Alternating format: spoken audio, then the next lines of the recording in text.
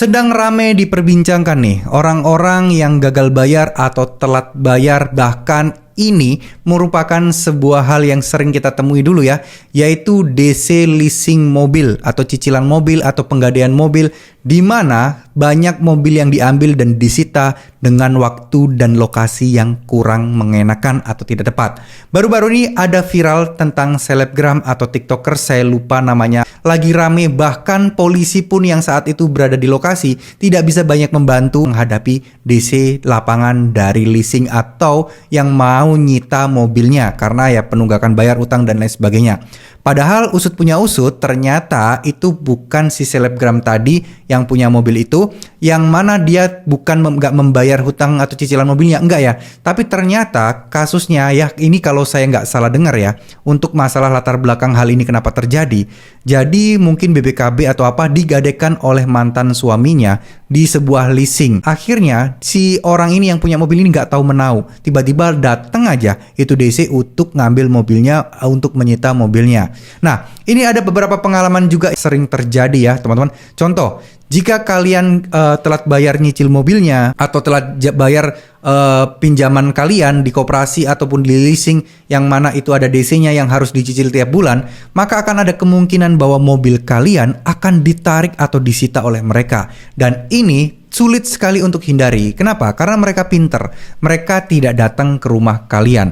Mereka tidak datang menyita itu saat di rumah kalian, enggak. Tapi mereka menunggu kalian untuk ada di jalanan, untuk dicegat atau mungkin disita di tengah jalan, atau mereka menunggu kalian pakai untuk belanja kayak di parkiran kayak. Nah, mereka akan stay dan nunggu di sana untuk bisa menyita kalian dan posisi kalian sedang tidak ada di rumah. Ya, mungkin pertimbangannya kalau kalian di rumah, mereka akan takut juga ya. Nanti dikeroyok warga kayak, atau mungkin banyak keluarga yang akan membela kayak. Nah, kalau kalian di tempat umum, nah ini kan susah ya teman-teman ya.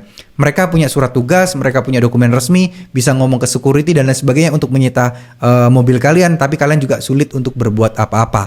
Dan bahkan parahnya lagi, ini juga rumor yang sudah bukan menjadi rahasia umum ya. Kalau sampai mobil sudah disita DC dan masuk ke kantor DC, nah ya pihak ketiga, istilahnya pihak ketiga dari leasing tadi, maka kalian harus membayar biaya DC-nya. Nah ini parah banget nih, dan biayanya itu juga nggak kecil loh, biayanya mahal banget. Kalau sampai bil kalian sudah diambil, sudah ada tindakan dari DC, itu biayanya sangat-sangat mahal banget teman-teman. Nah ya, dari sini kita mulai berkaca bahwa ternyata DC leasing mobil juga lebih serem loh ya dibandingkan DC pinjol biasa. Karena apa? Ya mereka bisa berhak menyita barangnya. Mungkin kalian ada kesepakatan-kesepakatan yang harus kalian tanda tangani saat mengajukan penggadaian atau mungkin pinjaman sebagai sertifikat mobil atau BPKB mobil sebagai jaminannya.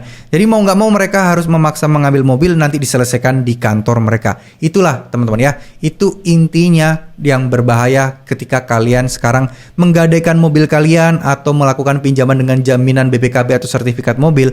Ya, jaminannya adalah mobil kalian bisa disita.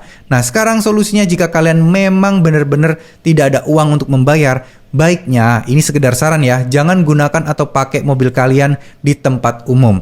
Ya, mau nggak mau kalian simpan dulu mobil kalian di garasi, jangan dipakai-pakai dulu karena ribet urusannya. Lebih baik kalian bermasalah di DC dengan yang ada di leasingnya aja dibandingkan kalian harus dicegat DC di lapangan. Ini akan susah. Jadi istilah DC leasing ini kalau zaman dulu, nggak tahu sekarang ya, itu mata elang ya. Nggak tahu kenapa julukannya mata elang, mungkin karena mereka jeli banget melihat daftar mobil-mobil yang mereka incar untuk disita karena kredit macet, telat bayar dan lain sebagainya teman-teman ya. Semoga ini bisa menjadi pelajaran penting buat kita semua untuk ketika kita berhutang, kita harus hati-hati dan kita harus pahami resiko-resikonya dan tidak salah bertindak ketika kita menghadapi DC-DC seperti ini. Usahakan jangan sampai mobil kalian disita dan masuk ke kantor leasingnya atau pihak ketiga DC tadi. Karena apa? Karena akan ada biaya-biaya yang jauh lebih besar yang harus kalian keluarkan untuk itu teman-teman. Terima kasih, mohon maaf jika ada salah-salah kata. Wassalamualaikum warahmatullahi wabarakatuh.